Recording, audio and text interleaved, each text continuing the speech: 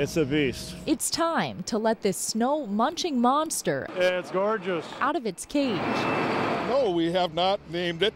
We have Snow Godfather in Denver. Give us a snowfall or two, and then maybe we'll have a good name for it, or maybe we won't. In Fargo, winter can be a bear, but this year the city has a fighter more ferocious. Can't wait to try her out. And he's turning up the heat, 50 million BTUs with this burner. heading into snow season. Boys and their toys.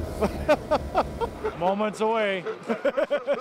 The Public Works crew is training on the Metro's first snow melter, All right, you guys got hearing protection? coming all the way from Canada. And this animal may need some extra work to blow off steam. You just don't want to see a lot of steam.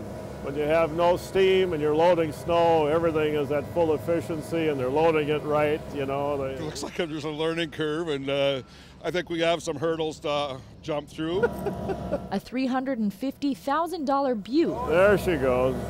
Now you're discharging. The city gets to test run for the next 3 months. We live in Fargo, for crying out loud. We should be really good at it. And that growl means this melter is hungry. Feed the beast because you want to keep it happy. But what do you do when it's dinner time and there's no food on the ground? On days like this, it means bringing in huge piles of snow from NDSU, all for the mouth of the machine. We went and borrowed some of their snow, It's a mere pile of dessert, really, and they weren't complaining. because all the air is coming up there. You got a void in front. See, he should have his bucket further ahead. And once you've got the fuel, it's time to go to work. 80 tons in only an hour, You know, we've never really weighed snow. all dumped into a 1,600-gallon tank that pumps the snow-turned water into the sewer system, Wow. saving time, money, and manpower for a city filled with snow, but running out of room to store it.